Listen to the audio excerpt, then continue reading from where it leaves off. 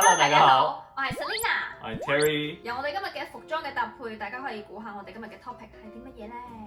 空男空男空，男，傻啊你！哇！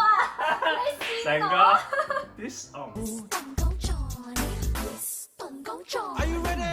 你 set up 我。 OK，開估我哋今日嘅主題就係噔噔噔噔，冇錯啦，就係 Switch。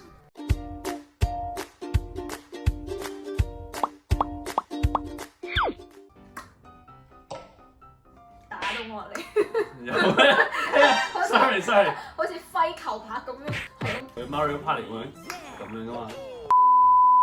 我相信好多朋友咧都係一樣啦，喺屋企時間機會多咗好多啊！咁喺屋企可以做咩咧？打機。冇錯啦，就係可以打機。咁今次我哋就同大家推介幾款可以同另外一半一齊玩嘅遊戲。咁其實 Switch 咧係我之前送俾佢嘅聖誕禮物啦，但係送咗俾佢之後咧，喺嗰段時間一開始我哋有玩Mario Party 啦，同埋 Just Dance 啦，咁我玩咗嗰一期興完之後，我就開始成個 drop 低咗噶啦。咁咧最近就有一款新出嘅遊戲咧，令我重新拾起咗呢一部機，which is 全世界都喺度玩緊嘅 Animal 新 Crossing 友會冇默契。 ，sorry。冇錯，就係 Animal Crossing 動物森友會啦。呢個遊戲咧，基本上係由你自己去建立一個屬於你自己嘅島啦。咁喺呢個島上面，你會逐漸慢慢開始有唔同嘅居民過嚟呢度住啦，跟住又會有啲唔同嘅活動啦。咁你又要幫手建設啊，起啲商店啊 infrastructure 啊，即係譬如橋啊，整個花園啊嗰啲類似。Overall 係俾你去建一個屬於你自己嘅小島嘅。咁因為我哋得一部機啦，所以我哋就係輪流喺度玩。冇錯，係爭啲嗌交咁滯啦，就係日日哇！喺度。有咩？幾時又爭啲嗌交？我內心想同你嗌交，幾時輪到我咁係玩？你啫，每一刻都諗緊，好想快啲去輪到我爭住喺度玩賣啲大頭菜，唉！咁 Terry 咧係由 Day One 買咗呢個 game 翻嚟之後，就一路開始玩㗎啦。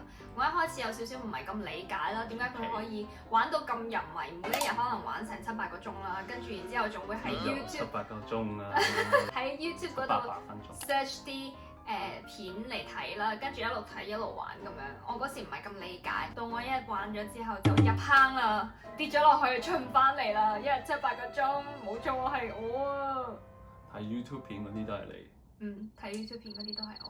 咁除咗一部 Switch 輪流咁樣玩之外咧，就可以兩個人同時一齊玩喎。不過第二個玩家咧，其實輔助主要嗰個玩家咯。但係你可以擺設。但係你可以in between 咁樣，即係 switch 去另外一個 player 等佢主導咁樣咯。你可以觀察到佢入邊係模擬咗成個季節嘅變化嘅，由春天你睇住佢開花，一路到秋有天。櫻花真係好靚咯，成個畫面真係即刻唔同晒。不過我哋就 set 咗我哋嘅背景係南半球，所以我哋係要去北半球嘅 friend 嘅島嗰度去睇呢個櫻花嘅。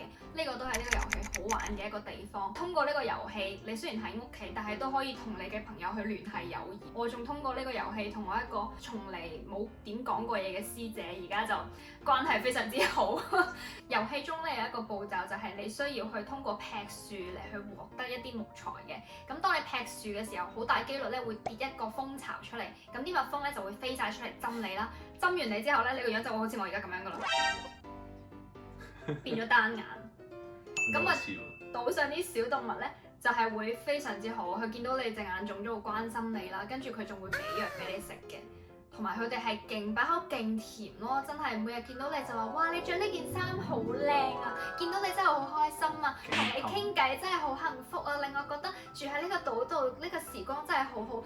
總之每一隻動物我都超中意啦，雖然佢唔論佢哋靚定唔靚。呢個遊戲之所以我哋覺得推薦俾你同你嘅另一半一齊玩，當然就係你哋可以一齊去建立屬於你哋嘅小島啦，喺上邊一步一步咁樣規劃，跟住出謀獻策去建立你哋共同嘅愛巢。下一款要推介俾大家嘅遊戲咧就係 Death Square， 佢係一個極度燒腦嘅解密遊戲。玩法咧係由玩家去操縱4個唔同顏色嘅方塊，移動到4個對應顏色嘅開關度，咁樣呢個遊戲就算結束㗎啦。一開頭咧就覺得好易啦，唉，真係眯埋眼都過到啦。但係點知越玩就越難咯，哇，玩到想死啦！咁呢款遊戲咧係喺之前朋友屋企嗰度玩過，就覺得好過癮，所以買咗落嚟嘅，係非常之適合4個人玩嘅。係係非常之唔適合兩個人玩嘅。其實兩個人玩都 OK 嘅。我個人覺得係相對我哋今日都唔應該將佢擺喺呢個另一半適合同另一半一齊玩嘅遊好好戲。玩喎，你唔覺得好好玩咩？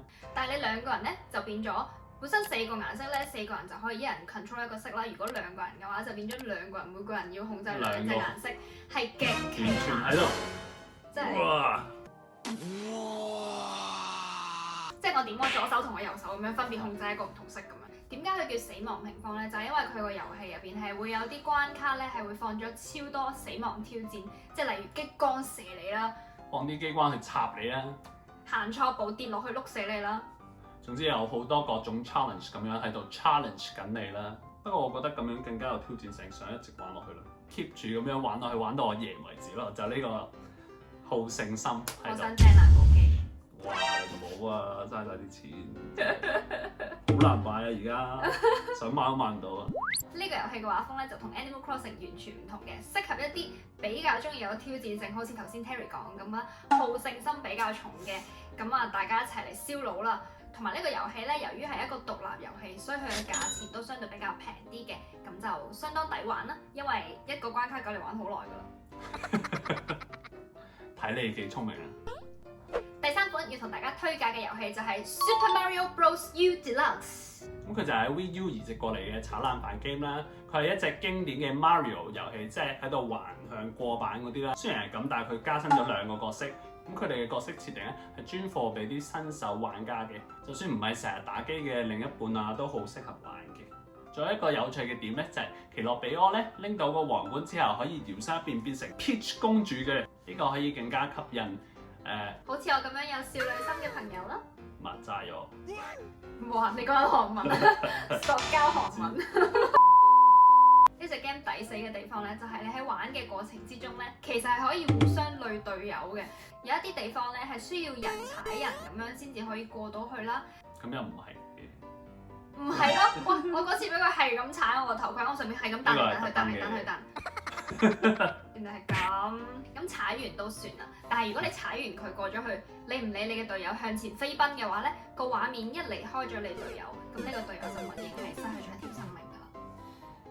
Sorry， 我覺得呢個經典懷舊嘅玩法都好有趣味性，可以值得一玩嘅。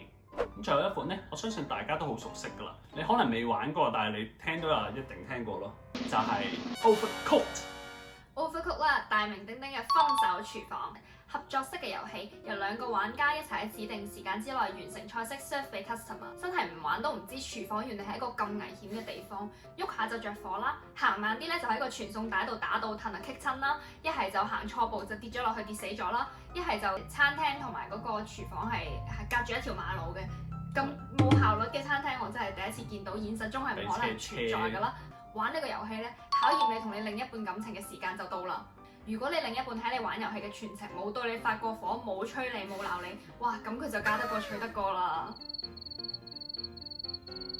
做咩咁望住我？諗緊你有冇鬧過我咯？除咗我哋啱啱介紹嗰幾款之外咧，仲有 Mario Kart 啊、Just Dance 嗰類啦。今次喺呢度就唔同大家講咁多啦。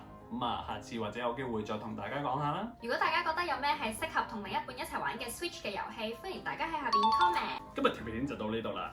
中意我哋條片嘅朋友記得點個 like 同埋 subscribe 我哋嘅 channel， 記得點埋隔離嗰個鐘仔，咁你就唔會 miss 我哋最新嘅影片啦。